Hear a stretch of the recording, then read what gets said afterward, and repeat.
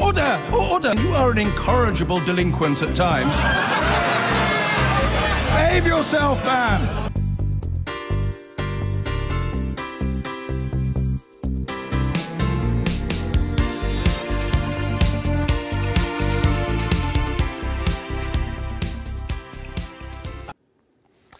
The UK's Information Commissioner Elizabeth Denham says she will seek a warrant to look at the databases and servers used by the data mining company Cambridge Analytica. A former employee at the firm claims that they were handed the personal data of 50 million Facebook users, which was then used to influence the 2016 US presidential election. Facebook's shares finished nearly 7% down after a turbulent day on the New York Stock Exchange. Both Cambridge Analytica and Facebook deny any wrongdoing. Tonight, the boss at the centre of one of the UK's most controversial companies speaks exclusively to Newsnight about allegations of the inappropriate use of millions of Facebook users' data. Alexander Nix is the CEO of Cambridge Analytica, employed by Donald Trump, amongst others, to help his presidential election campaign. The company uses the micro-targeting of individuals to work out their behavioural patterns as consumers and as voters. They stand accused by The Observer of using data without permission to change the minds of millions of Americans. Facebook shares dropped 8% today on the claims. Well, tonight the company faced more trouble. In an undercover report, Channel 4 filmed the company bosses apparently offering to entrap foreign politicians with dirty tricks. Here's John Sweeney. Tonight, British data mining company Cambridge Analytica stands accused of offering spies, lies and honey traps to a prospective client and taking part in one of the greatest breaches of ordinary people's data in history. Cambridge Analytica's boss, Alexander Nix, tempted what he thought was a wealthy client with a bag full of dirty tricks.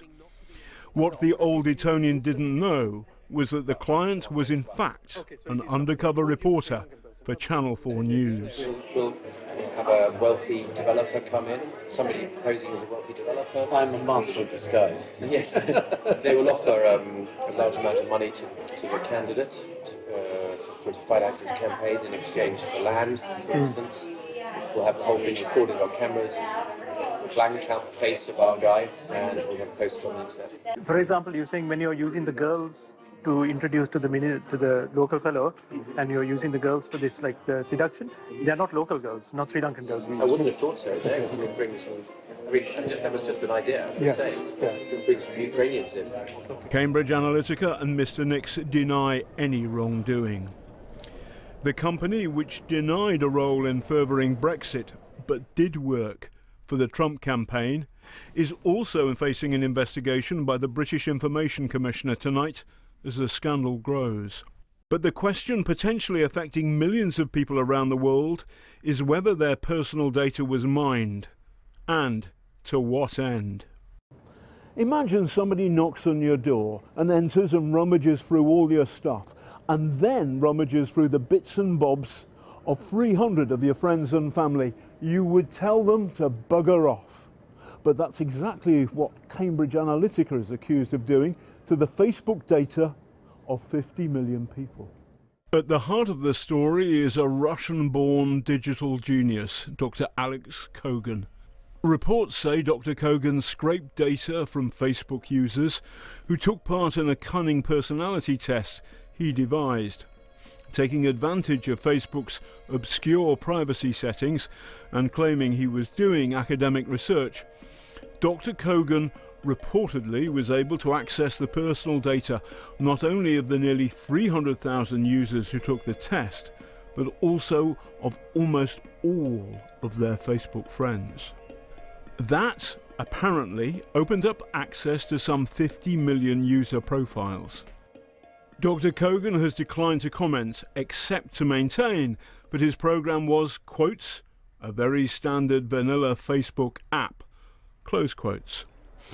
Facebook dumped its relationship with Cambridge Analytica on Saturday, but today its share price tanked by around $35 billion. Professor David Carroll from the United States is suing Cambridge Analytica in the High Court in London. It was a reality check to just get the data and see that it was accurate in terms of my voter files and sort of accurate in terms of my politics. But what was really disturbing to me was that it came from the United Kingdom, and it came from a military contractor.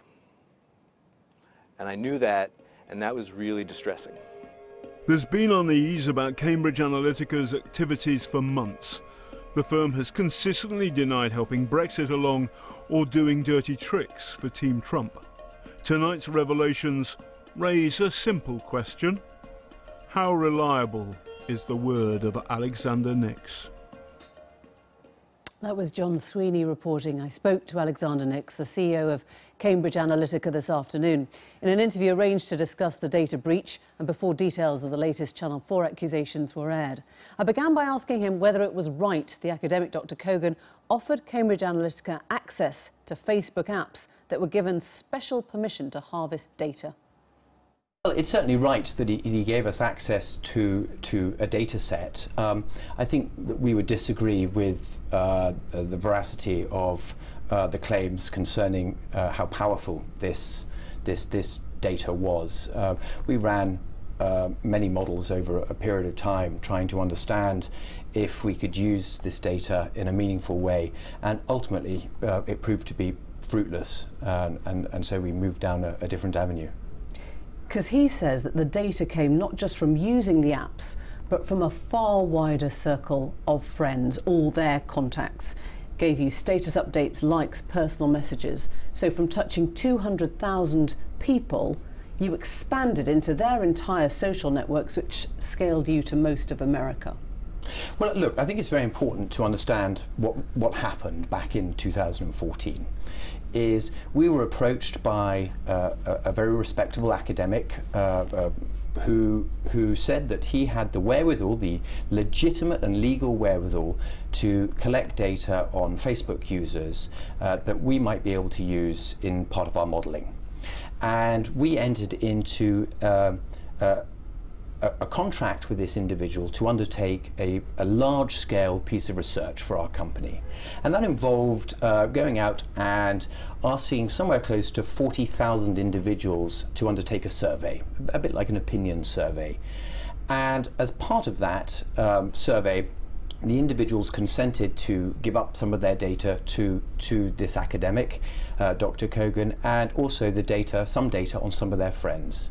Now, this work was undertaken by Dr. Kogan in its entirety, and he simply delivered to us the model derivatives of these data that he collected.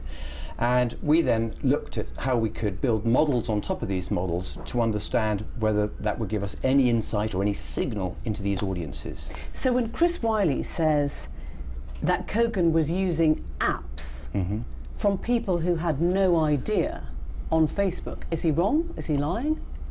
Well, I think my understanding is that Dr. Kogan was seeking permission from the people who filled out the survey, and they were then giving up data on their friends. Now, let me point out, this is no different to what Obama's campaign were doing in 2012.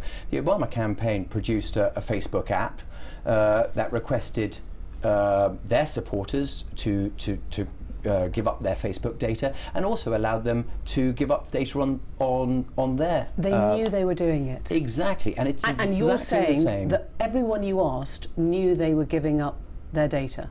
Well, everyone, certainly, let me clear up that we didn't ask anyone. Everyone that Dr. Kogan engaged with, my understanding is that they knew that they were giving up their data, and they would have signed some sort of permission for that. Why do you think Channel 4 then has been filming an undercover sting to prove that you had involvement in an unethical way of using people's most intimate and personal data?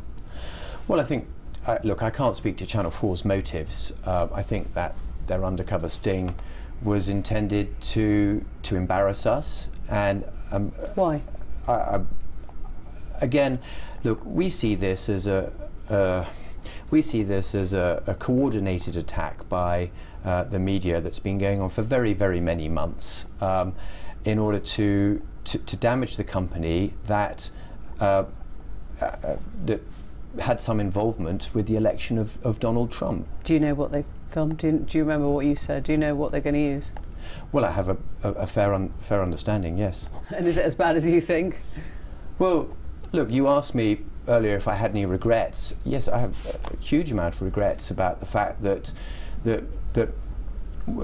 we maybe undertook this meeting and spoke with a certain amount of hyperbole about some of the things that we do. But what we were trying to do was to elicit from the undercover reporter the true intentions of the meeting. These meetings started out as very bona fide philanthropical request for services to help in the country of Sri Lanka, you know, to help make it a better country and to help spread the wealth through projects of information technology and healthcare. By the time I joined the meetings, the undercover reporter pivoted them such that he was asking us about entrapping political officials, the use of honey traps, and all sorts of other behaviour. Cambridge Analytica has data on how most of America thinks. You are completely confident that Cambridge Analytica has not in any way influenced the outcome of the Brexit vote or of the Trump victory? Well, of the Brexit vote. In the Trump victory, we were involved in the Trump campaign, as I've made clear for very many months now.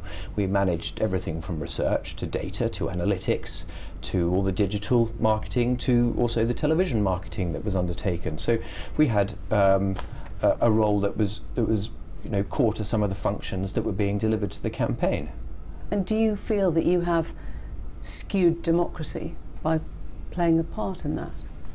By providing campaign services to a candidate who'd been fairly nominated as the Republican representative of the United States?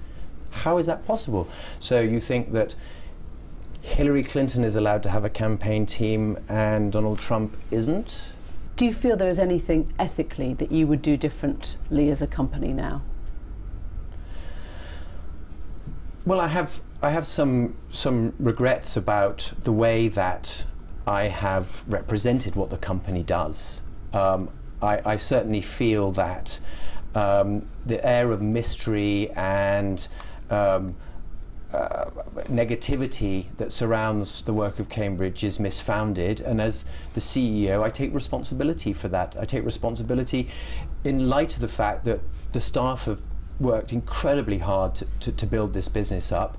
They're very driven on finding, high-tech solutions to very real problems that face people in the world today. And if I have failed to convey what we do in the right way to viewers and the wider public, then that's a failing. And yes, I have some regrets about that. Thank you very much. We did ask Alexander Nix if he wanted to talk to us again after the Channel 4 report was aired, but he declined. Channel 4 and The Observer had told us they stick by their reporting. Let's go now to Andy Davis, live at Cambridge Analytica's London HQ. Andy, how does the company explain all this?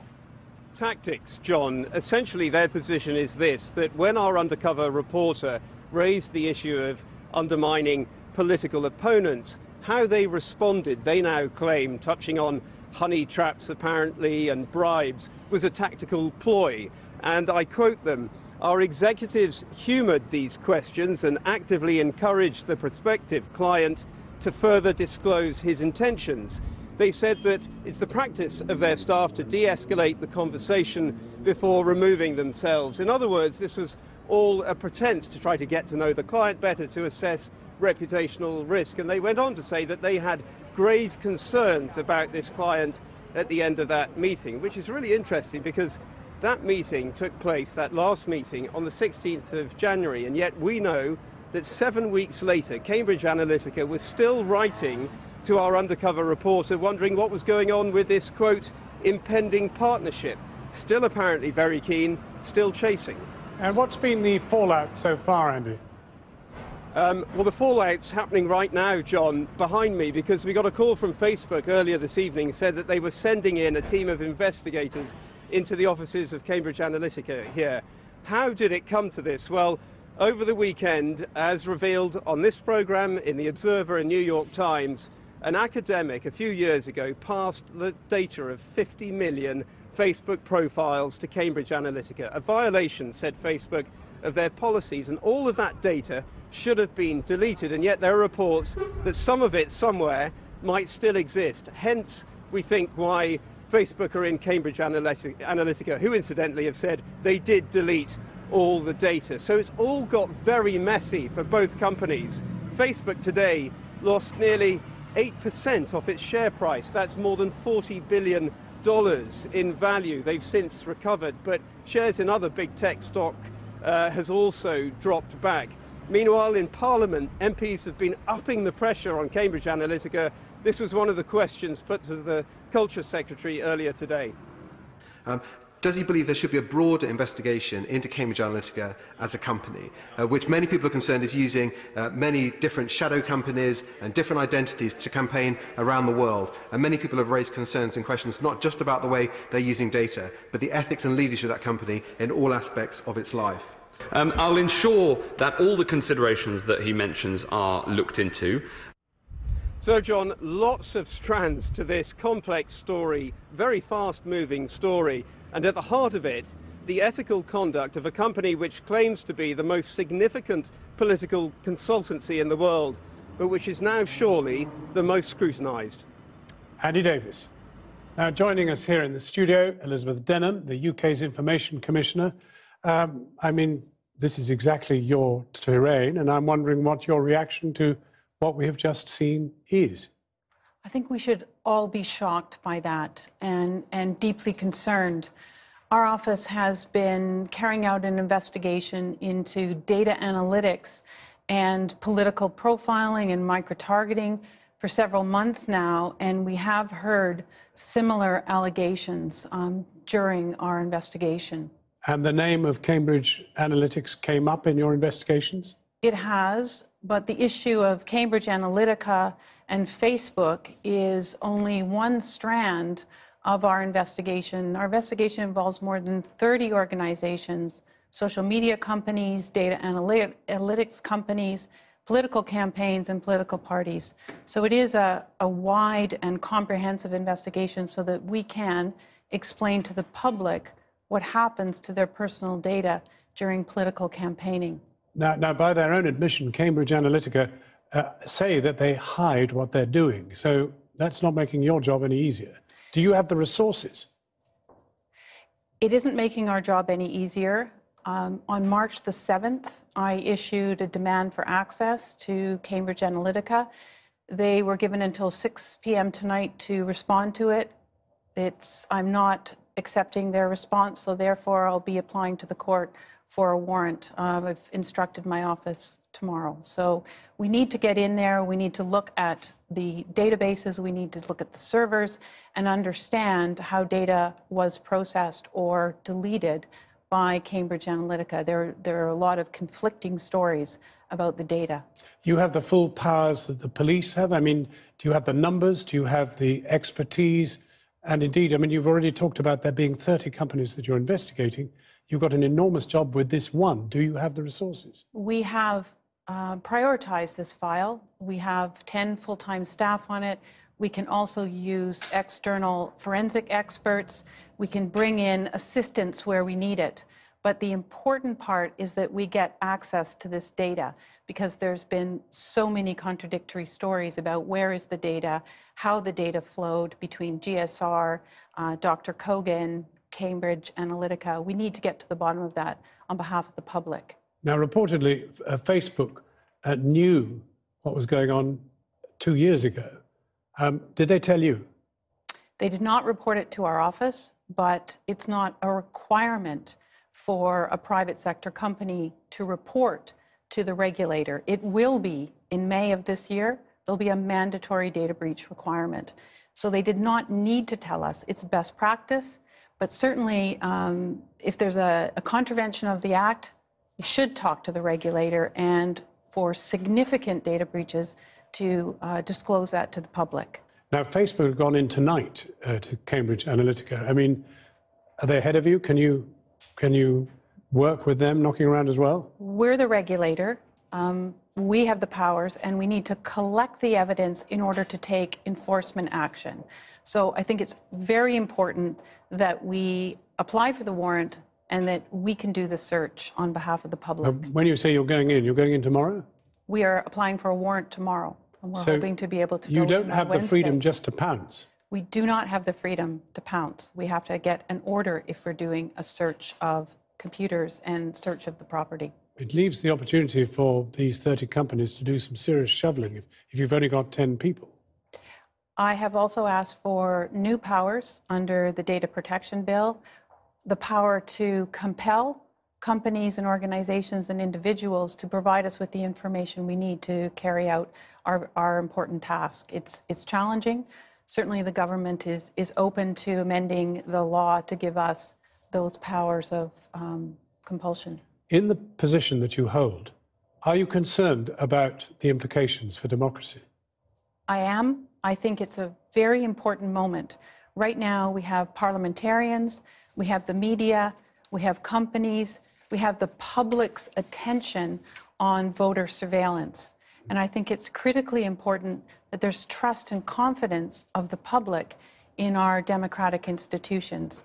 And it's a very important time for us to focus on this. And just to clarify, I mean, the warrant is for Cambridge Analytica, not for Facebook. It's for Cambridge Analytica. Facebook has been cooperative with us and has provided a great deal of information about the profiles, about the 50 million profiles. We're waiting for more information, but it's Cambridge Analytica that has been uncooperative with our investigation. Elizabeth Denham, UK's Information Commissioner, thank you very much indeed. Thank you. So, as we've heard, the impact of the data scandal is being felt right across the world. Facebook shares plunged today, and in the US, the senior Democrat on the House Intelligence Committee has invited whistleblower Chris Wiley, who spoke to this program on Saturday, to give testimony. Our Washington correspondent Kylie Morris joins me now. Can you shed any more light on all this, Kylie?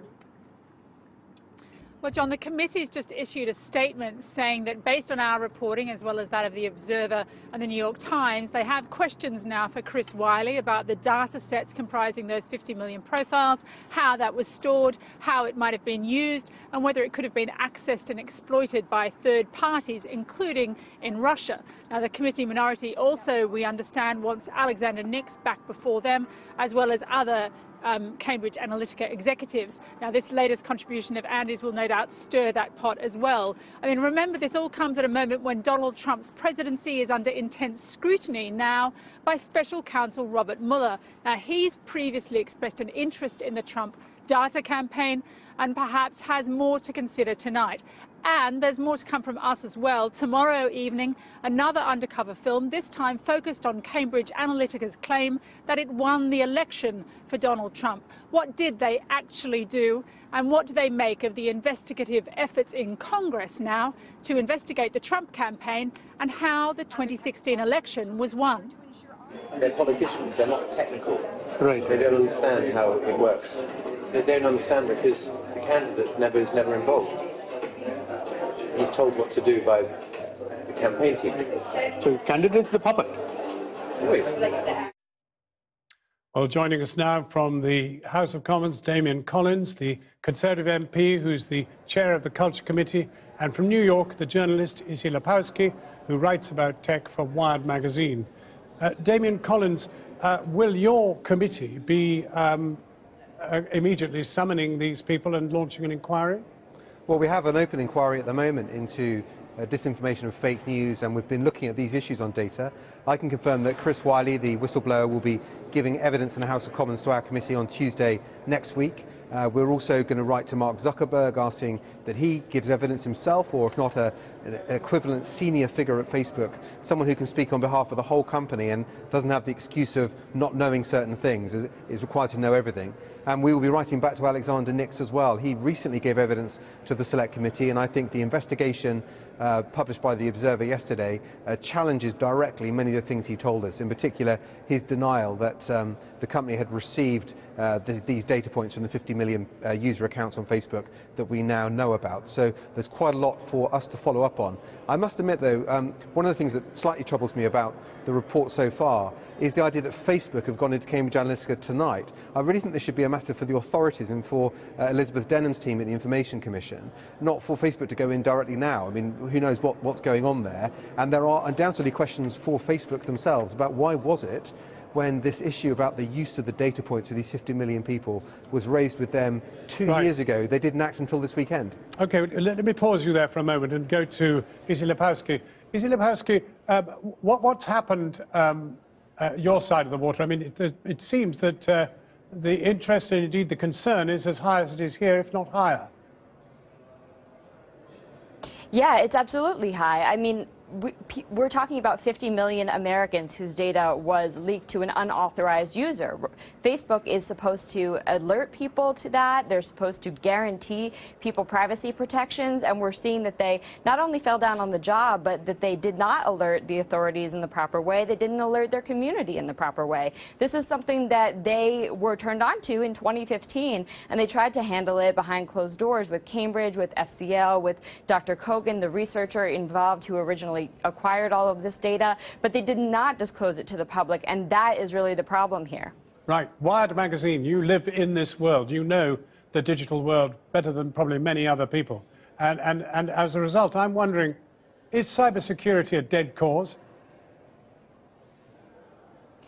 I hope not, because we all have a whole lot of information on the internet. It's not just Facebook, it's Google, it's Twitter, it's the way we live our lives. The bargain that we made with these companies at the rise of the internet was that we would essentially be the product. And I think that we can't just give up on the idea that cybersecurity is important just because it's been difficult and because these major tech giants have failed. I think regulators are going to continue looking at that. In the US, we certainly have not been as aggressive in pursuing regulation of these tech companies as Europe has been. And I think you're seeing that start to change. These people, Mark Zuckerberg, among others, are being called to Congress. We're seeing legislation being introduced in Congress. We're seeing the Federal Election Committee looking at this. So we, I think, are following in the footsteps that Europe has set.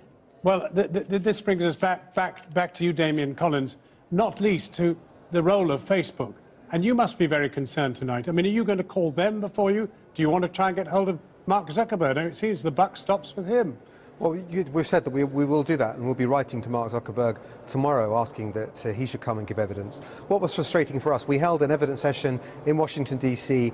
Last month where Facebook gave evidence. We asked them direct questions about their relationship with Cambridge Analytica, the way in which they protect Facebook user data, how developers, outside developers, can gain access to Facebook user data.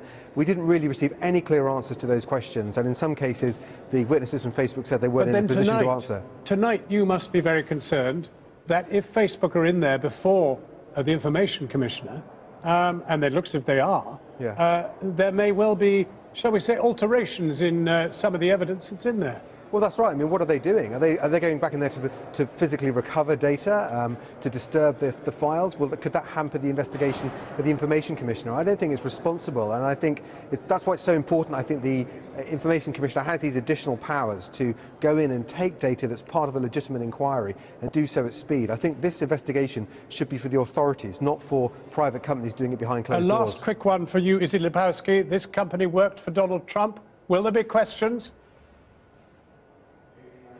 There were a lot of questions. This company had staff involved, embedded in the San Antonio digital office of the Trump campaign. What I know from my reporting, what the Trump campaign has said, is that they were not, in fact, working on Cambridge Analytica data. They were using data compiled by the Republican National Committee. But that doesn't mean that Cambridge Analytica's data was not used at all during the 2016 election. Well before Cambridge was working with the Trump campaign, they were working with the Ted Cruz campaign. So this is an ongoing investigation as well. Sorry to cut you short, Izzy Lepowski, but thank you very much for joining us. That's okay. And of course, Damian Collins, particularly for coming from House of Commons. Thank you very much. Thank you. There's growing international pressure on the social media company Facebook tonight over measures it's taking to ensure the security of the personal data of the 2 billion people who use it around the world. It follows allegations from a whistleblower that information about 50 million of its users has been harvested from the site and used by the British firm Cambridge Analytica for political purposes. Facebook's boss, Mark Zuckerberg, was today ordered to appear before MPs to answer the allegations. Here's our business editor, Simon Jack. In the information age, personal data is the new currency, and we spend it liberally on social media platforms. How old we are, whether we're in a relationship, what are our political leanings, this could all be gathered and used. Cambridge Analytica is a company which does exactly that, and it's at the centre of a political storm that has rocked some of the biggest companies in the world. It started with an app designed by a British academic which invited Facebook users to do a personality test. 270,000 people downloaded it. It collected personal information on them, their friends' friends, and so on, until it had info on 50 million Facebook users. That data was passed to Cambridge Analytica, which allegedly used it to influence the presidential election in the US using highly targeted messages, a charge denied by the company. The UK's data watchdog said she'd had concerns about the company for some time. These allegations are very serious. They came to the attention of our office some months ago, and on the 7th of March, I issued a demand for information to Cambridge. They did not comply with that, so now I'm moving ahead to seek a warrant so that I can search premises and data. What we want to know is what is the expertise of the deep digging that you can do to make sure that the people know. Separately, Cambridge Analytica executives were secretly filmed by Channel 4, seeming to offer advice on how to influence politicians. These sorts of tactics are very effective. Instantly having video evidence of corruption. Cambridge Analytica says it has been grossly misrepresented. Whether this tiny consultancy was really involved in influencing the US presidential election, there's an old adage in digital marketing which says that if the services you're getting are free, then you are the product, served up to advertisers who are convinced that highly targeted messages constructed around detailed personal information really work. Since the scandal broke, Facebook has seen £50 billion wiped off its value. And the pressure on the company was cranked up today when the Federal Trade Commission announced it will investigate its handling of customer data. It has the power to levy enormous fines. Facebook denies any wrongdoing. So could this be a moment of reckoning for the way our personal data is used? I think for the first time, things that people suspected have surfaced thanks to the testimony of whistleblowers. Now we're finally seeing that the leaders of these companies are being called to testify in front of parliaments. They're being held to account in the media. Analysts in the financial industry are dumping their stock as a vote of no confidence. This is a real moment where it's going to incentivize change. The facts of our lives have value. Facebook founder Mark Zuckerberg has built a fortune out of them. He'll have the chance to tell MPs just how safely that information is kept. Simon Jack, BBC News. Our North America technology correspondent Dave Lee is in San Francisco. And Facebook, a huge global company now, the pressure is mounting. How much of a moment, how significant a moment is this for them? I think this could be a hugely significant moment for them and indeed for Silicon Valley in general. I think the prevailing mood here, Sophie, is that the era of tech self-regulation or relative self-regulation may be reaching an end. We understand in the last hour there's been a meeting at Facebook with employees, but it wasn't chaired by Mark Zuckerberg or indeed his deputy Sheryl Sandberg. We haven't heard from either of them since this news broke on Friday. Internally and externally, as we've been hearing, they're facing investigations on both sides of the Atlantic, and the impact so far on the company's value since this news broke has been to the tune of around $50 billion. So in the short term, hugely significant, and also, as we're learning slowly, in the long term, this could have real impact on how this company does its business. Dave, thank you. The Facebook founder Mark Zuckerberg has been summoned before MPs over a scandal involving a British data company. The parliamentary inquiry into fake news wants Mr. Zuckerberg to give evidence about the social media giant's relationship with Cambridge Analytica. The firm is accused of exploiting the personal data of 50 million Facebook users. Here's our political correspondent, Paul Brand. As we scroll through social media, is what we like and dislike also being used to manipulate our political preferences too? With anger tonight that some companies know far more about us than we do about them. Well, appearances can be deceptive. But is his firm guilty of that too? Alexander Nix runs Cambridge Analytica, the focus of this controversy. Did you mislead Parliament over the Facebook issue? Absolutely not. Officials aren't so convinced, and tonight they've applied for a warrant to search his headquarters. The allegation is that Cambridge Analytica gathered data via a personality quiz on Facebook. 270,000 people took part, allowing not just their details but those of their friends to be collected, adding up to 50 million users, with their data then used to target campaign messages back at them during the American election. We're used to behavioral advertising when we're buying shoes or when we're buying soap, but if indeed our personal data is used to micro-target us in a campaign, to deliver us messages that only we see and we don't know why we're seeing them, then I think that's very concerning for me. It's concerning for the public because it does impact our democratic institutions. I do think that it is important to give people more options than just like. There are questions too about whether Facebook's sharing too much, even though it denies any wrongdoing. With its reputation and share price in freefall, MPs have summoned its boss. The time has really come now for them to make a public statement about this and to put themselves in a position where they can be questioned publicly about what's going on.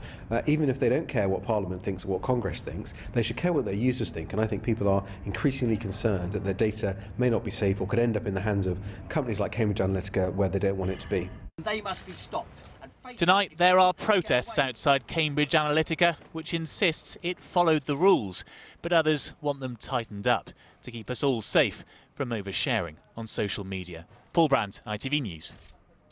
Now, within the last few minutes, the board of Cambridge Analytica have announced the suspension of Chief Executive Alexander Nix, who you saw in our report there. We'll have more on that later in the programme. And what is also being reported tonight by the online news service Politico is that the Trump campaign have said they won't use the campaign for Trump's re-election attempt in 2020. And sorry, it's a little noisy here. Some Puerto Rican demonstrators have just come into the rotunda of the Russell building to protest against a lack of support from the government here for their rebuilding attempts after Hurricane Irma. The sweet sound of democracy, perhaps, pushing back against the dark arts we've been reporting on. Now, a reminder, of course, in all of this that Cambridge Analytica has denied any wrongdoing.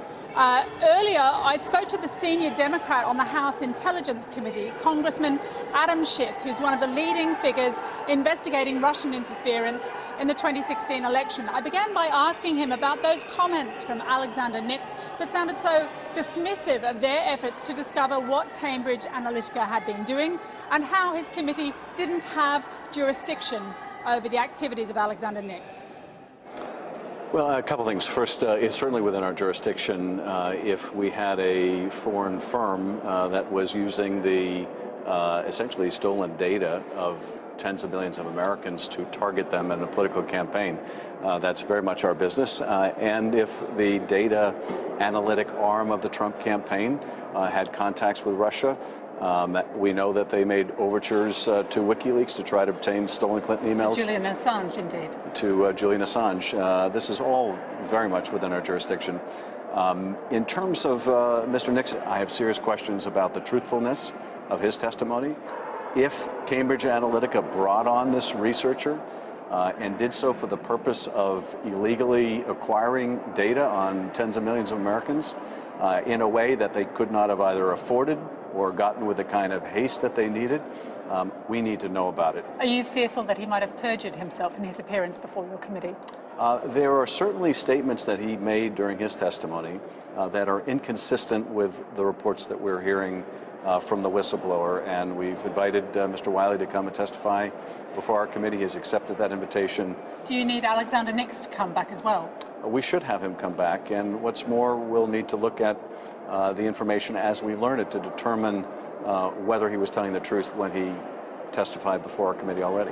I mean, in his comments, he says, look, the Democrats, it's all about sour grapes, that they basically want to decertify the results of the election because they're sore losers. What's your response to that? Well, this is basically the president's narrative that he wants to tell. Our intelligence community tells a very different story. We know what the Russians did. We know much about how they did it, but there's still a great deal we don't know. And some of those answers may be held by Cambridge Analytica, and we're determined to get to the bottom of them. Mr. Nick's repetition of the president's talking points isn't going to prevent us from doing so. I understand that there is to be a Facebook briefing. Facebook is now in demand, very much in demand in this building. I think they're due to brief as many as 7 committees over the next few days. What do you need to hear from them?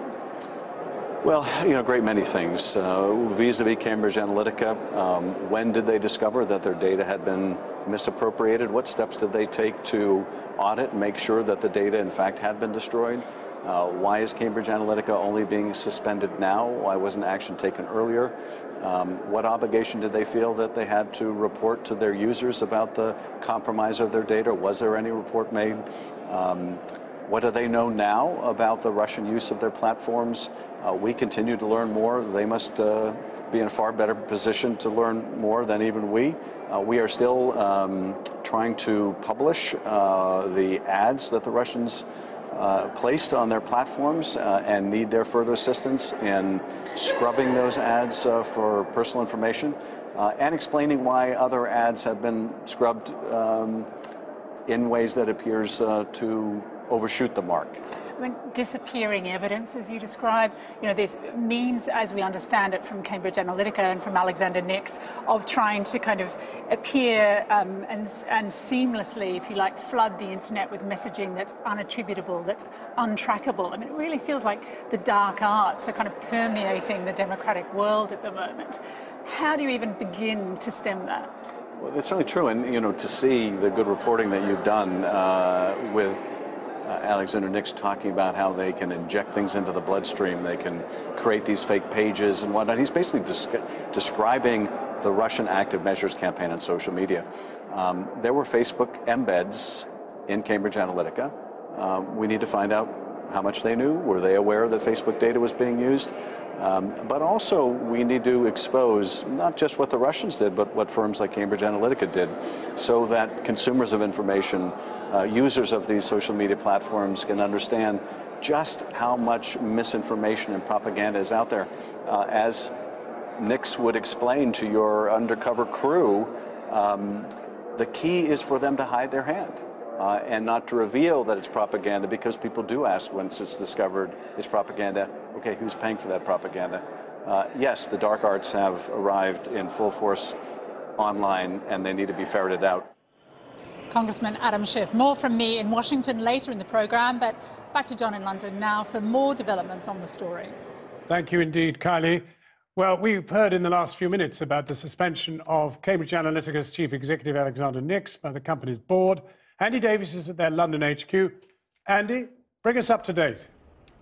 John, news just coming through now that Alexander Nix has been suspended with immediate effect. We've just got a statement from Cambridge Analytica. I'll read an extract.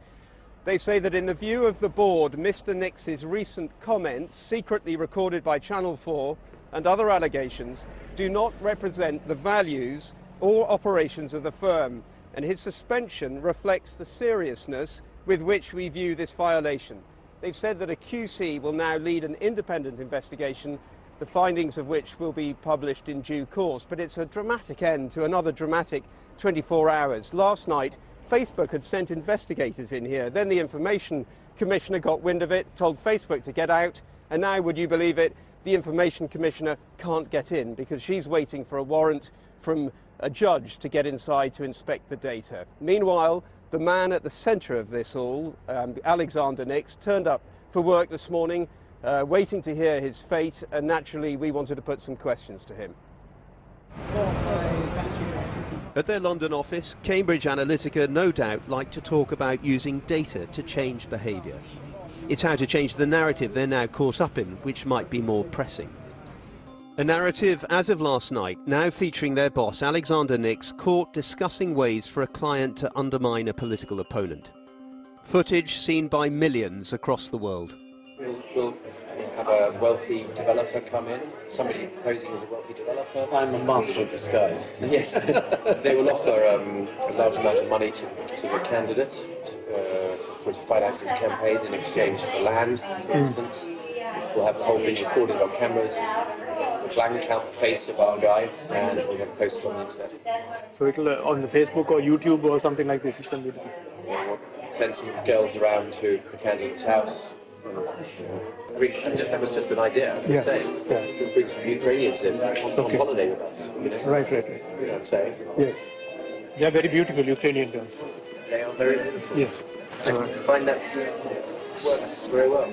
This morning, my colleague Paul McNamara caught up with him. Mr. Nix, why did you tell our undercover... why did you tell our undercover reporters that you could organise Ukrainian girls for opposition politicians? Any response? Nothing. But a little while later, with no waiting car to duck into, Alexander Nix walked into work, giving me a chance to ask a few questions. Mr. Nix, Channel 4 News. Have you ever used entrapment in the past? Because that's what you appear to be offering our undercover reporter. Well, appearances can be deceptive. Is it time for you to abandon your political work? Did you mislead Parliament over the Facebook Absolutely issue? not.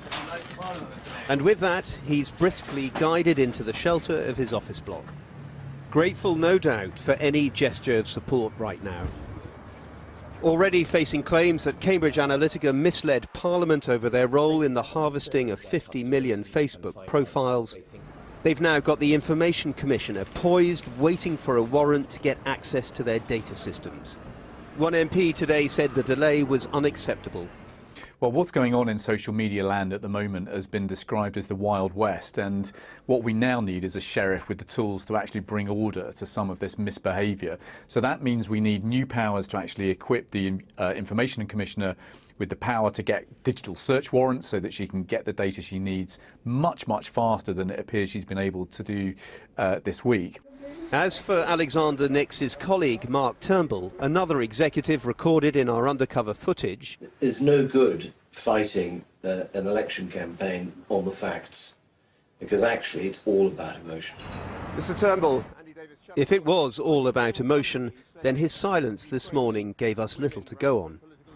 Is it time for Cambridge Analytica to withdraw from political campaigning, Mr. Turnbull? No response. For the bosses here, there's much to consider. So for us all, the essence of the issue tonight is what can be done about ensuring the legitimacy of elections and protecting citizens' privacy. We're now joined from Washington by Vera Jourova. She is the EU's Justice and Data Protection Commissioner, who's been there to discuss these very matters with her US counterparts. And one of those counterparts is indeed Jeff Sessions, the Attorney General of the United States. And I'm wondering what you have gleaned about their kind of response to the Cambridge Analytica scandal. Yes, hello. Many greetings from Washington. Well, yeah, I discussed with Mr. Sessions the issues of cooperation in criminal justice matters. We didn't cover this particular topic. We touched upon it with Wilbur Ross because we are together running or guarding the system of data transfers from the EU to United States. And we agreed on the need to create better preventive measures and to have the behavior of the IT sector more under control. On this respect, on European side, we have very strict rules which are enabling us not only to take preventive measures but also to sanction the misbehavior, which obviously is or seems to be this case. But did you sense that he was extremely exercised by what had happened? After all, he's part of an administration in which there are people who were involved in what's been going on. I will have a decisive meeting tomorrow. I want to meet the representatives of the Federal Committee of Trade, which is the enforcer on American side, and I want to hear how the FTC, this Federal Committee, is going to act, whether they will launch the investigation and whether it will be followed by the sanctions, because it is horrifying what's happening, and this is an incredible story, and unfortunately it seems to be true, all the things which you have described and which were revealed by the whistleblower. On European but in a sense, side, Commissioner, in a sense, yes? This is a test of what you think you're going to do. What will you do to protect us from what has happened both sides of the Atlantic involving Cambridge Analytica? I will tell you what we are going to do on the European side. There we have very helpful and strict rules to protect the privacy of people. We have very strong enforcers, the data protection authorities, who have met today to agree on the coordinated action.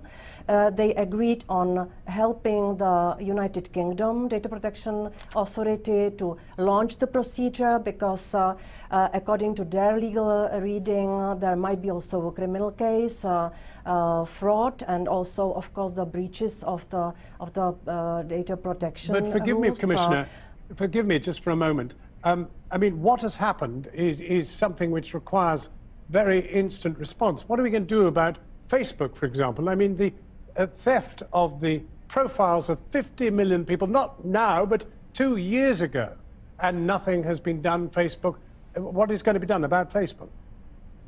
Well, of course, this case shows that there is the failure, especially or mainly on the side of Facebook, because they should have notified that there is the misuse of the data, which they were processing on the basis of the trust of the people. So the action must follow now, and this is a very bad precedent for the future possible cases. And this case will also serve to us as so that to explain also to Europeans that we need stricter rules, which is the General Data Protection Regulation, which comes into force in May. So Commissioner, this is Commissioner, yes? sorry to interrupt you, but I have to say thank you very, very much for joining us, and thank you for filling us in on what you hope to achieve in your post. Now, earlier I was joined from Boston by the eminent computer scientist Sir Tim Berners-Lee, creator of the World Wide Web 29 years ago, and I began by asking him if he ever thought that his brainchild could be used by entities like Cambridge Analytica to influence so deeply elections around the world. For the first 20 years, I was happy with saying, well, you know, that's humanity. The web is just a neutral medium, and when you go out there, you will find humanity, and humanity has its wonderful sides and its horrible sides. But in fact, I suppose recently I have more. I've changed. Really, 2 years ago, I wrote a blog and saying we need to actually rethink our attitude. That it's not enough just to keep the web open and free, because we must also keep a track of what people are building on it. Look at the systems that people are using, like the social networks, and look at whether they are actually helping humanity. Are they being constructive, or are they being destructive? But if you concluded that there were things that were destructive, and we can certainly argue there are plenty of those around at the moment, not least what happened during the Trump campaign, what do you do about it? What can be done? Isn't the genie out of the bottle? To a certain extent, the genie is out of the bottle. If you try putting, it's a question of maybe if it's putting toothpaste back in the tube. Actually, it's possible. You can do it. Get a tube of toothpaste. If you try hard, you can get the toothpaste back in. It is going to be hard to get the toothpaste in this tube, but damage has been done. But on the other hand, there are new elections later coming up. Other people will be elected, and when they're elected, we can make sure that the internet supports the electoral system better. How? I mean, you have another election coming up in America, congressional elections. Surely exactly the same practices will dawn again. People will get away with it. Well, it doesn't have to at all. There are lots of pieces to this puzzle, but partly this is the way social networks work. If you design a social network, for example, and you put in certain basic human rights and fundamental design principles into it. You say, for example, you design a social network and you say, whatever happens, we will make it so that if the data is about me, it can't be read by anybody else without my explicit permission. So you design it so that you as my friend can't give away my data. Then that makes that would, for example, in this case, have made a huge difference. Who sets the rules? Are you happy to let the state set the rules? Governments have absolutely to preserve the democracy. Unless you're already talking about a government which has got itself in by nefarious methods and is maintaining its own presence by blinding its own people, its own citizens to the truth by using nefarious tactics on the internet, then unless you're one of those governments, then you absolutely need to make sure that you put in regulations so that democracy is preserved. Sir Tim Berners-Lee, thank you very much indeed for talking to us. Thank you, John. Thank you, Channel 4, for this, for great. Thank you for this, the operation, looking into this. Really, we rely on the press and you guys to digging all this stuff up. So, Tim, Very you're a good valuable, man for saying so. You're a good man for saying so. it. Thank you very much indeed. It's much appreciated coming from you. Let's now ourselves fly back to Kylie Morris in Washington. Kylie. Welcome back. A reminder that Cambridge Analytica's CEO, Alexander Nix, has been suspended as our undercover report on the company over the last 48 hours is still causing reverberations in London and in Washington. Now, tonight, the leading Democrat on the House Intelligence Committee has told us he would demand Mr. Nix's return to Congress. Here I'm joined by our reporter, Porrick O'Brien. Porrick. Kylie, we spent the morning chasing some senators around the corridors of power. You can see pictures now of us trying to talk to Ted Cruz. He didn't want to talk to us. He wasn't alone. We tried to talk to Ben Carson, and we tried to talk to Tom Tillis as well. These are people who Cambridge Analytica worked with before they worked with the Trump Exactly. campaign. So you take Ted Cruz, for example. He spent about £5 million with Cambridge Analytica on his failed presidential campaign in 2016. Ditto Ben Carson. So spare a thought. If you are the sort of head of sales of Cambridge Analytica trying to tout for business here over the last 3 days, you have got the brand appeal of a nerve agent here today. Thank you very much, Porrick. Now, legislators on both sides, in fact, of the Atlantic have given Facebook boss Mark Zuckerberg a stark message. You need to tell us why you let Cambridge Analytica harvest data from tens of millions of Facebook users, and you need to do it in person, not just lawyers, not spokespeople, you, Mr. Zuckerberg. The demands came as the tech giant's share value continued to plummet, with almost $50 billion wiped off its share price. Our business editor, Siobhan Kennedy, reports. It began with a firm most people had probably never heard of. Now the scandal over the misuse of private personal data has turned into a crisis for one of the world's most famous companies. Today, Facebook saw another $10 billion wiped off its share price, adding to the $35 billion lost since details of the mega data breach first emerged. The social media giant now faces an investigation by a US federal commission, while politicians on both sides of the Atlantic have called for its chief executive, Mark Zuckerberg, to appear in person. Facebook says the privacy of individuals is paramount, and it bills itself as an open and transparent platform. Yet there is growing anger as to how it allowed the harvesting of 50 million of its users' private profiles, and why it didn't ensure that data was deleted as soon as it found out it was being misused, and why, with a public storm unfolding, the company's chief executive, Mark Zuckerberg, who sets the public profile and ethical tone of Facebook, hasn't yet said a single word about the scandal publicly. I take it at this point you'd really like to hear from Mark Zuckerberg.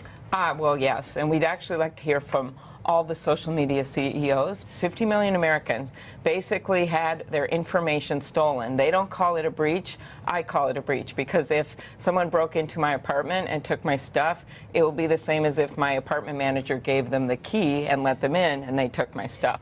In her analogy, Facebook is holding the keys. When it discovered the breach of 50 million user profiles, Facebook said it demanded the data be immediately deleted. But it didn't follow up to check the files had been destroyed. And that's the problem. It comes down to trust. And trust is the commodity that Facebook relies on to add billions of users and billions of dollars in advertising revenue. Here's what one ad boss said today. Have they done enough? I think Facebook would probably say post Cambridge Analytica, they took it in faith, but the data had been destroyed. It had not been destroyed. It had been passed on. And obviously it's extremely sensitive what that data may or may not have been used for. He was speaking to an advertising conference in London today. Even here, amid the tech-saturated millennials, there was concern. It's scary to think how someone could harvest that data and potentially, I'd hate to think they used it against me, but potentially could use that kind of without my knowledge. They might take my data, but I don't necessarily know where that's going and why it's being used. I think that a lot of what goes on, like when it comes to like them collecting our data, isn't really like clear enough to people on the website. Inside the hard-to-reach world of Facebook, it's all champagne, bright colours and idealistic slogans. But with almost 50 billion wiped off its market value and counting, Facebook might be wishing it followed its own words of wisdom. Siobhan Kennedy. Now, for more on the fallout for Facebook, I'm joined now by Evan McMullen, who ran for the presidency as an independent and now promotes transparency in politics and the digital world. Evan, we're hearing that both the states of New York and Massachusetts now are asking for an immediate investigation into Facebook and Cambridge Analytica. So it seems the states here are really leading the way in responding to this. Yeah, I think it's great news. You know, we've got the special counsel investigation going on at the federal level. We have an investigation going on in the Senate from the Senate Intelligence Committee. They both serve different but overlapping purposes. But really, states have an interest here in making sure that the voices of their voters, that their residents, that their citizens' votes and voices are heard in our democratic process. And so it's actually very encouraging to see states taking the lead here. I would like to see more engaged similarly. I suppose there is a problem, though, isn't there, when you have people like Adam Schiff from the House Intelligence Committee with all its resources, the Information Commissioner in the UK saying we don't really have the resources or the wherewithal to deal with these problems. These data companies are way out ahead of us. It doesn't mean that they don't want to keep pursuing this issue, but they complain about a lack of resources, a lack of wherewithal to do that. So individual states might break on this, but realistically, are they going to have the resources to get to the bottom of this? Well, I think that's a challenge. Actually, I think that's a challenge at the federal level in Congress, and it likely will be a challenge at the state level. But Kylie, I think this is part of the learning curve that the entire country needs to climb in order to defend our democratic process, our system of self-rule. So yes, many of our leaders are unprepared, both in terms of resources and expertise, and sometimes, oftentimes, at least on the Republican side these days, politically to meet these challenges. But we just simply have to do it. And so I'm encouraged that these states are doing that. It will be difficult. Again, there's the learning curve and these other challenges, but it has to start somewhere. And we as American voters have to demand that everyone involved be held accountable. I mean, Facebook has been very explicit in saying that this was not a data breach, that they've not done anything illegal, and that indeed it was this researcher in Cambridge, Alexander Kogan, who kind of broke an agreement by handing these 50 million profiles onto Cambridge Analytica. Do they have a case to make there? Well, perhaps it wasn't a data breach, but that raises a new problem or a new question, which is how then did they allow someone like Mr. Kogan to gain access to the profiles of 50 million Facebook users? Whether it was a breach or not, there's the question of Facebook managing the personal information of its customers or of its users in a responsible way. In this case, it doesn't seem that they did. And when they found out that this information had been harvested, whether illegally or legally or ethically or unethically, they didn't really follow up like they should have. They sort of took Kogan's word for it that the information had been deleted, and they didn't report it to the public. They should have done more. Okay, Ed McMullen, Absolutely. we have to leave it there. Thank you very much. Thanks for joining us. That's it from Washington on a day that our revelations about Cambridge Analytica have made headlines on both sides of the Atlantic. The social media giant Facebook is under growing pressure to explain the measures it's taking to secure the personal data of its 2 billion users worldwide. It's facing investigations by the US Federal Trade Commission, the UK's Information Commissioner, the European Parliament, and a House of Commons committee. It follows allegations that information on millions of Facebook members was used for political purposes by the British firm Cambridge Analytica. That firm's chief executive, Alexander Nix, was suspended earlier this evening. Our business editor, Simon Jack, has the latest. In the information age, personal data is the new currency, and we spend it liberally on social media platforms. How old we are, whether we're in a relationship, what are our political leanings, this can all be gathered and used. Cambridge Analytica is a company which does exactly that, and it's at the centre of a political storm that has rocked one of the biggest companies in the world. It started with an app designed by a British academic which invited Facebook users to do a personality test. 270,000 people downloaded the app.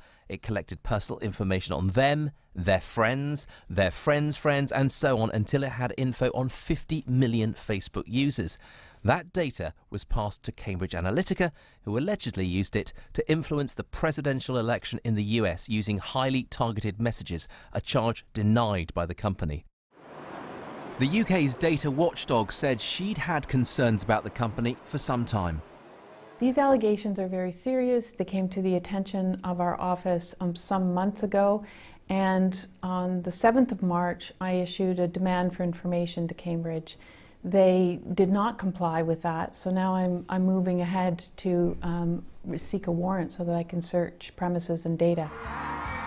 The company worked on Donald Trump's election campaign, and secret filming by Channel 4 News shows Cambridge Analytica's boss boasting about the role they played in his victory. Have you met Mr. Trump? Many times. You have? We did all the research, all the data, all the analytics, all the targeting. We ran all the digital campaign, the television campaign, and our data informed all the strategy.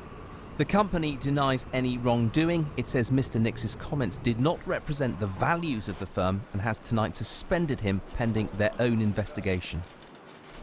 Whether this tiny consultancy was really involved in influencing the US presidential election, there's an old adage in digital marketing which says that if the services you're getting are free, then you are the product served up to advertisers who are convinced that highly targeted messages constructed around detailed personal information really work. Facebook is also right under the microscope. It too denies any wrongdoing, but the US Federal Trade Commission has launched a probe into the company and has the power to levy colossal fines. And the company has seen $50 billion wiped off its value in the last 2 days. So could this scandal mark a moment of reckoning for the way we share and companies use our personal data? I think for the first time, things that people suspected have surfaced thanks to the testimony of whistleblowers. Now we're finally seeing that the leaders of these companies are being called to testify in front of parliaments. They're being held to account in the media. Analysts in the financial industry are dumping their stock as a vote of no confidence. This is a real moment where it's going to incentivize change. The facts of our lives are valuable. Facebook founder Mark Zuckerberg has built a fortune out of them. Politicians on both sides of the Atlantic want him personally to explain how they're used. Let's examine more of these points in a moment. We'll be in Washington with our North America editor, John Sopel, and then in San Francisco at Facebook's headquarters with Amal Rajan, our media editor. But first, let's go to Cambridge Analytica's London headquarters. Simon Jack, our business editor, is there. Simon, tell us a little more about the reaction there during the course of the day. Well, these rather modest offices, the second floor here, have become the rather unlikely eye of a storm that's engulfed Facebook and drawn in politicians on both sides of the Atlantic. Now, I should say, when this story first broke, Cambridge Analytica said they had done nothing wrong, that the footage, the reporting, grossly misrepresented the position of the company. The executives were talking in hypotheticals. They have since changed their tune. They're now saying that the comments of the boss who you saw in that footage did not represent the values of the firm, and he was suspended pending their own investigation. We had politicians involved today. Damien Collins, the head of the Committee of Digital Culture, Media and Sports, said he wanted to extend an invitation for Mark Zuckerberg to appear in person to explain how this information got into the wrong hands. I should say that the company doesn't deny it worked on the Trump election, doesn't deny it came by at some point this information. It does deny it used that information in the prosecution of that campaign. Of course, on the financial markets, a lot of people rapidly unfriending Facebook. Its shares have fallen a whopping $50 billion. That's 10% of its market value, more than the entire value of the Ford Motor Company. So real implications for what's going on in Facebook.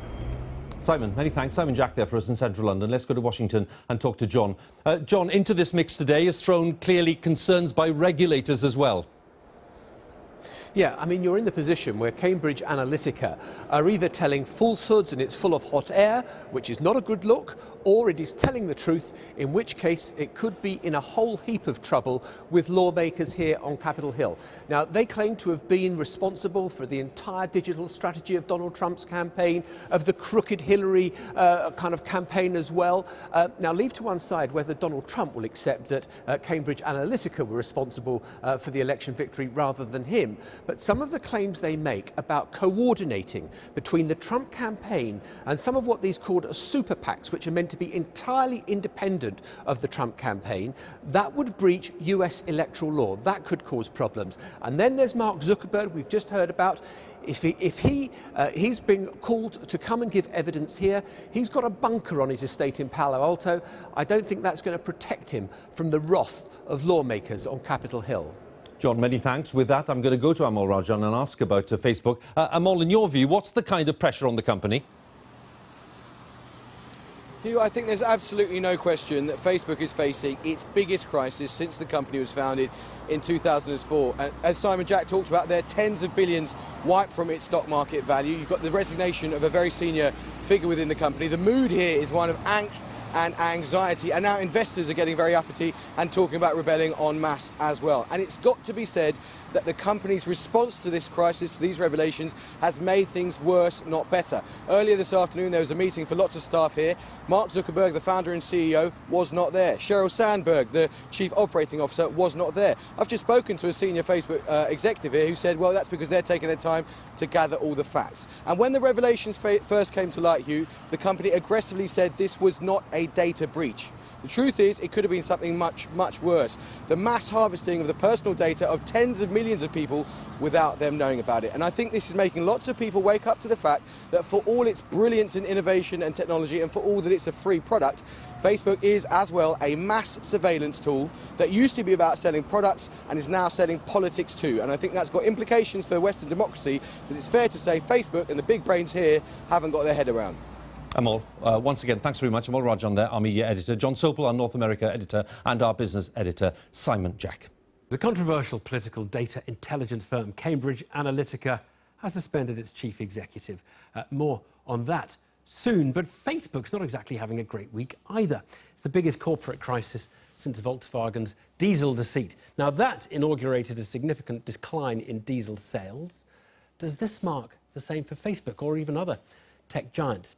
In the US, the Federal Trade Commission is reported to be investigating.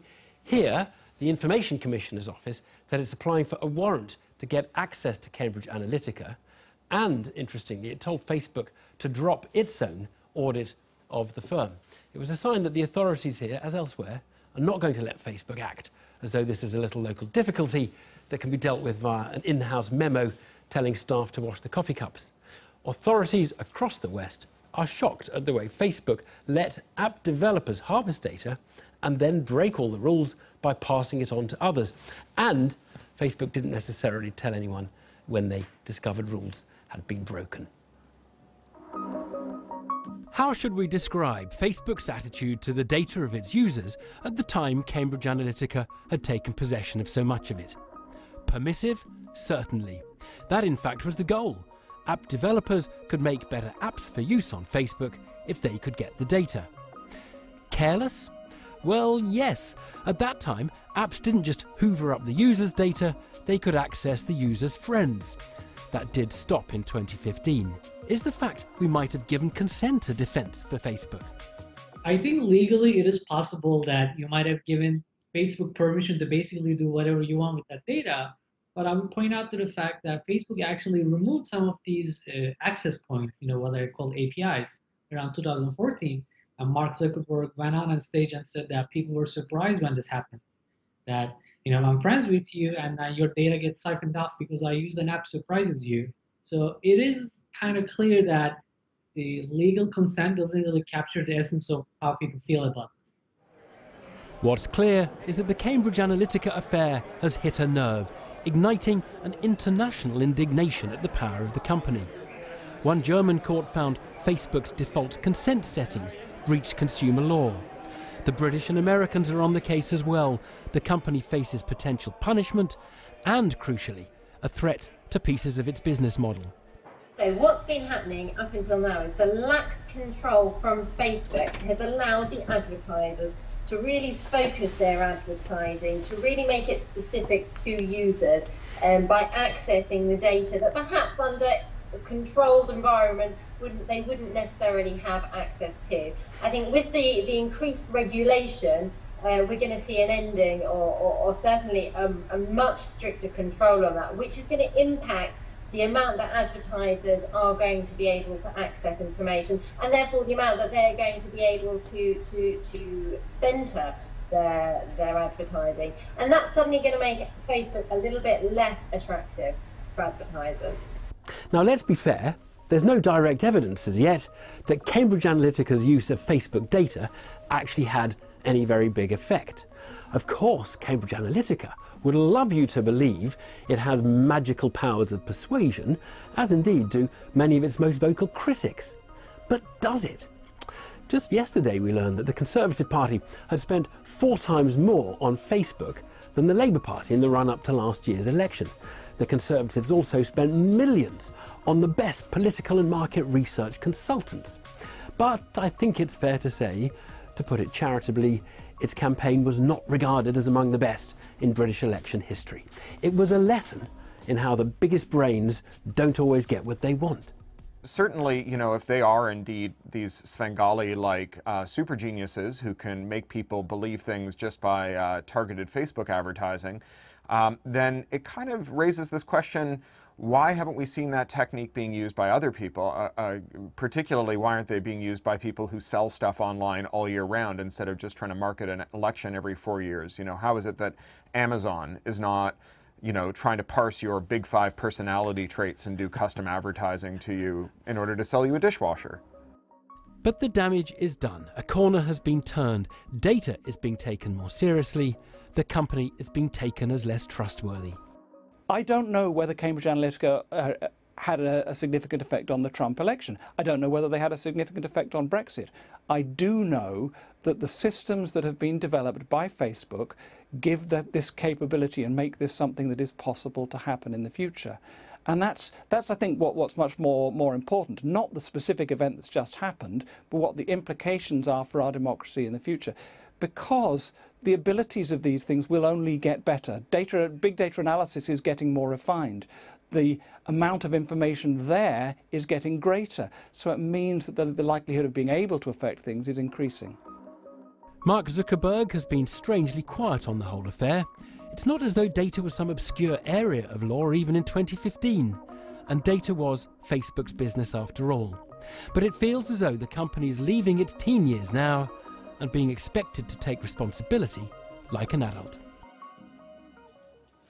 Well, that's the Facebook side of it. Tonight there are more revelations regarding the role Cambridge Analytica claims to have played in Donald Trump's election as US President. Chris Cook is with me. Bring us up to date on developments today, Chris. So this is, we have to be clear, because of Channel 4 News' excellent reporting, that we know they had an undercover reporter who talked to various Cambridge Analytica executives. They claimed variously to have had a critical effect on the election of Donald Trump, to have this sort of power to spread anonymously the memes and news stories.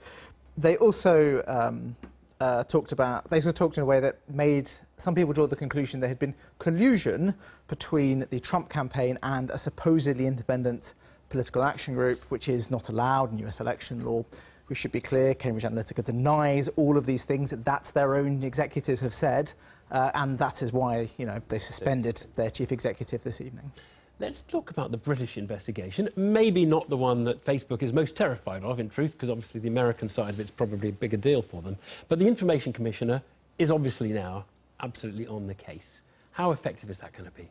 Well, a thing to know about the Information Commissioner is that it is not the world's most frightening regulator at all. Fundamentally, it has 2 functions. It does data protection, that's why we're talking about it tonight, and it does freedom of information. And these are 2 things that both are real hassles for government. So there is quite a strong incentive for central government not to give it too much money, because if they do, they know it will come straight for them. Think of all the data that the NHS holds and schools hold and local authorities hold, as well as the hassle and the hatred in Whitehall for freedom of information. There really is no gain for them in giving them a lot of money. So even where it has sufficient powers, and it has quite good powers on data protection, it doesn't have the bandwidth or the capacity to really take on big cases. And bluntly, it's a real scaredy cat when it comes to taking on big things. So we'll see how it does and if it holds the line. Chris, thank you very much. Well, earlier I spoke to Senator John Kennedy from the US Capitol building. He's the Republican senator for Louisiana, not a Kennedy, not the Kennedy family, and he serves on the Senate Judiciary Committee. Tomorrow, Facebook officials are expected to give evidence to the committee. I started by asking whether he thought Cambridge Analytica had delivered President Trump his electoral victory. Well, you can't quantify it. I mean, you can't really say the President of the United States became President of the United States or a senator became senator because of one particular factor. Campaigns aren't like that. There's a lot going on. People have a multitude of reasons for voting as they do. And I just don't think that you can. I mean, I've had consultants pitch me all the time in campaigns and say, we won this election for this candidate, or we won it for that candidate. And you smile politely, but it doesn't work that way. There's no way to quantify or really evaluate what they're saying. But I mean, Hillary, they can. If the question is, can they have an impact? Sure, they can have an impact. I'm just, how measurable it is another issue. It's that Hillary Clinton would say, look, it was such a fine election, so narrow, an impact means they changed the course of history. They got Donald Trump elected, and that is a big thing. I don't agree with that. I'm not prepared to say that. I don't think anybody can say that. Do I personally believe that Cambridge Analytica elected Donald Trump through their activities? No, I don't. Do I believe that Russia influenced the outcome of the election? Influenced, perhaps. Determined? It's a whole different story. Okay, let's talk about Facebook, which is obviously a much bigger company and a more important global player than Cambridge Analytica. A lot of people are just saying, look, uninstall Facebook. If you don't want your data passed around like that, just get rid of it. The company has lost trust and people should uninstall it. Do you think that is that a piece of consumer advice you would give? Well, certainly transparency is something we need to talk about. But before we look for remedies, we have to understand the problem. And here's the problem, if you will. Facebook is an extraordinary company, but it's no longer a company. It's a country. It's huge. It's breathtakingly powerful. Data is the new oil. And Facebook's behavior leaves something to be desired. I mean, some of their recent behavior is getting into the foothills of creepy. Now, I don't want to see the United States Congress just start regulating. I would prefer to have first a frank and candid discussion with the social media CEOs at the table with us in front of God and country and the American public and anybody else that wants to watch, and let us talk frankly about these issues. We tried it once before in the Judiciary Committee. Facebook and the other social media companies sent their lawyers. Now, I don't know what they paid their lawyers, but they did their job because they didn't say a damn thing. Senator? They dodged, they bobbed, they weaved, they stalled, they restalled, but they wouldn't confront the issue. Senator, and I didn't think it was very productive. Sorry to interrupt you, but tomorrow Facebook officials say they're going to brief the Senate and House Judiciary Committees with the latest. Again, I don't expect that's going to be Mark Zuckerberg who's going to come talking to you. How are you going to make something different next time so it isn't just, again, you listening to a bunch of lawyers saying we can't answer that question? Well, I don't have the authority to make anybody come to the Judiciary Committee, but our chairman does. We have subpoena power. I would prefer not to see us get to that point. I don't even know if Chairman Grassley is willing to have a hearing. I certainly hope he does. We've had one hearing. We need to have another one.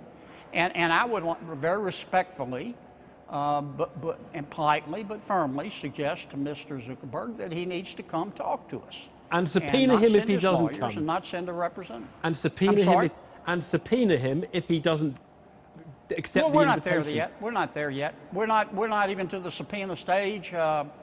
Let's give him the benefit of the doubt and ask him to come politely. And I mean, he's a smart guy, obviously. He invented Facebook. My intent in all this is not to trash Facebook. I think Facebook has done wonderful things. It's brought a lot of people together. It's helped the spread of democracy. It was critical in the Arab Spring in terms of people being able to communicate each other. It does in many ways bring us closer together, but also in other ways it brings us further apart. Can I just ask one last one? Just one last one. Sure. You're talking of this as a Facebook problem. Is that your view, or do you think this is a bigger tech giant problem? I think it's bigger. I think it's bigger. I'm talking about Facebook because the Cambridge Analytica issue had to do with Facebook.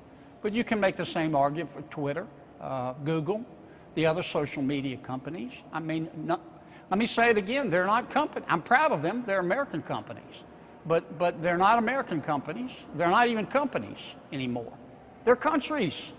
They're breathtakingly powerful. They know more about me than me. They know more about you than you. And we need to talk about the socioeconomic and cultural problems that their size presents. And the American people, I don't know about the folks in the UK, our friends there, but the American people expect us to address these issues. And by God, I plan on doing it. We can do it the hard way or the easy way. Senator John Kennedy, thanks very much. Thanks for talking to us.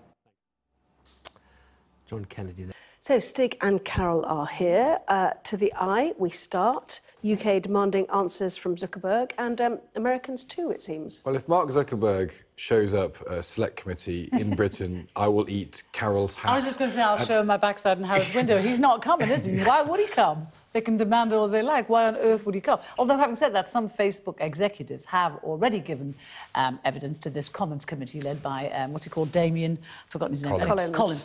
And this is the committee looking into fake news. But why would he come? But the thing is, he should come in the sense that in the past couple of days, the company has lost £37 billion. Did you drop something there, love? That's your makeup? No, it wasn't my makeup. It's your makeup bag. It's lost 37 billion quid in the last couple of days. You know, this is the man who had this idea for Facebook from his dormitory and said he wanted the world to be better connected, and his first interest would always be people. Well, his company's not looking that way at the moment, so it would actually probably serve the company very well if he did come to England and give evidence. There's a thing where Zuck, he's quite rightly keeping away from this in the hope that it'll pass over. I mean, but the company's going to be ruined if he does. Well, it's a lot of company left to ruin. I mean, the market cap of Facebook is $500 billion, so it's worth about the of most nation states, and it's like a nation state that it's hugely powerful. It crosses all sorts of boundaries. So the US regulators are interested, as the FT says. The UK regulators, such as they are interested as well. But Facebook has made a living by saying we're a platform, we're a neutral platform. We will, if you sign away your privacy rights, we will do stuff with the information you give us. Most people do sign away their privacy rights. There's no often evidence of them breaking the laws. It's not a neutral platform. That's the point, isn't it? Well, it's never been a neutral platform, but its business model is based on being a neutral platform. So it's not a publisher. It doesn't take responsibility for the content of stuff that is shared on it. If it did take responsibility for it, it'd be laden with regulation. So it avoids calling itself that. And it's basically progressed over the last decade by saying we will not be regulated in the way of other traditional entities. Now, that may change. It will take a very, very, very long time to do it, and they have an inordinate amount of money. I mean, it's an extraordinary amount of money to fight it. So the buyer beware caveat to all of this is if you're getting something free, then the product is you, and that's what people are now describing, that you are, and your data is what is valuable to these companies. I mean, this has lifted the lid on the dark practices of Facebook, and it is. It's not a pretty sight what they're doing. Look, they're using people's data. You know, data. The problem now is data is power. You know, we play out our lives online every single day of our lives, and our data is being exploited in every which way. And this is a disgusting use of our data. But we didn't get that. We did not get that, did we? It's the same as getting, you know, a club card for a supermarket. Suddenly they could track what we were purchasing, which we didn't get then. And we didn't know. don't as Stig understand. says, a lot of what they've done is not illegal, but actually it's, you know, a lot of the people who were doing this particular quiz that they've been talking about on Facebook, that people, hundreds of thousands did. They didn't know that their information was going to be accessed and used has for something elections. illegal happened? Have breaches happened? We don't think... Well, probably not. We're trying to look at it tonight. But probably not. I mean, in 2014, when the Cambridge Analytica stuff was going on, the rights that Facebook had to access information were probably, the permissions were in place. There doesn't appear to be a breach of the law. The claim on The Guardian today that this company, Cambridge Analytica, helped both Trump's campaign and affiliate campaigns. There is a US law about collusion. You're not allowed to unite your official campaign with unofficial campaigns, but Cambridge Analytica say there were firewalls. They've never done that. So it may well be that there's not any But in terms of passing on the information, no, from 270,000 people who took part in the survey. Yeah, they have permission. But how can it be legal as well? You know, you have the CEO of Cambridge Analytica on film saying that, you know, if they wanted to discredit a politician, they would send around a few prostitutes, Ukrainian girls being the most beautiful. If they wanted to set someone up, they could set up a bribe situation on camera. That cannot be illegal. No, but that's a separate thing to Facebook, I think. But Facebook was using Cambridge Analytica. They have to take responsibility for the people that they're using and employing. And I think it's really, I think what this whole thing chucks up, isn't it, is it's concerns about our privacy rights. We don't know what our privacy rights are. Well, Cambridge Analytica was using Facebook as a platform. I'm not sure Facebook was necessarily using... Well, no, that's true. But I think the whole thing kicks up the issue of our privacy And I think rights. people don't care about it. One of the striking things I find, people don't care about privacy. If you walk to people in the street... I really think they No, I don't think they do. I think they absolutely I'll tell you why I think this. I think if you go to someone in a Vox Pop and say, do you care about privacy? People will say, yes, I do. Privacy is really important. If you say to them, do you want to have one-click shopping? Do you want to have adverts and products served to you based on what your previous behaviour has been? Do you want the internet to be a frictionless place where everything you've ever done comes to an experience that you can do quickly and easily? They say they do. So theoretically, we all want privacy. Yeah. But behaviourally, we want the walls to come down. We want friction-free existence in everything we do. It's not the same as somebody sharing my data with somebody else and getting money from it. And also, yes, it's not the same at all. And knowing everything about you, knowing the names of your kids, knowing where you live, knowing everything about you, your habits, where you go, what you think. No one wants that. Why are they putting it on Facebook then? But no, but the Facebook point is... Facebook's supposed to be private. Only It's supposed to share it. 270,000 people did this app, this survey. Yeah. But it was from there, they got the connections of all their friends. Those friends didn't know the nature, that info was being the nature of Facebook. People go on Facebook to share information with the people about they want to themselves. share it with. Yeah, with the people they think it's private. All I'm saying, but it isn't private. It's they might think it's private, but they are not correct. Share it with. But that's what they thought it was. You know, it's private with the people. You have a certain, and I don't even know how. I'm not on Facebook, but you put out the stuff you put on there to a certain number of people. You don't want everyone to know about it. But the nature, I mean, and that's the point. The nature of the technology, the permissions that people give, the privacy. I mean, you talk to anybody. A lot of people don't even know that privacy settings exist on Facebook. The level of sophistication around people managing their privacy. And this is the issue, what's happened is, generally speaking, we are now in a completely different technological space. People live out their lives online. Their digital selves and their actual selves are a very blurred entity. People don't have, at the minute, either the will or the time or the ability to say, I'm setting boundaries, I'm controlling this stuff. So this stuff just pours out of people. But it's not up to people to know they have to set boundaries. They didn't know that. That's why I agree. Until now. Now we know, and now we're going to have to work out a way of... So, for example, the terms and conditions you quickly tick to say, I agree. Well, make those simpler, make those spell them out to a consumer. You know, if you're talking about bringing regulations in, that's the sort of thing they could do. You know, when normal people are taking up a normal HP agreement, they don't even read most of the T's and C's on those, and that's one page. They're certainly not going to... And that's my point. I'm not disagreeing with you. I'm saying that's exactly what people do. You know, what we want to think we do, how we control... They don't care about it. I think they absolutely do care. Their behaviour suggests that they do. Our behaviour, I'm not talking about people... Because we didn't know, that's the point. What didn't we know? We didn't know that the information that we were putting out there was going to be used by companies all over the world. We didn't know that. But also, what did we think Facebook... Maybe you knew it, you're clever. What I'm saying, we're not so clever. Facebook is a $500 billion business that makes its money from targeting adverts at people and using their data. But it's our own fault. Either. We didn't know that if we looked for something on Google, then somebody would try and sell it to us when we're on a website for news. Where do you think Facebook made its money? No, that's not just Facebook. We don't think. But I'm talking about Facebook. Listen, where did Facebook make its money if it wasn't from this?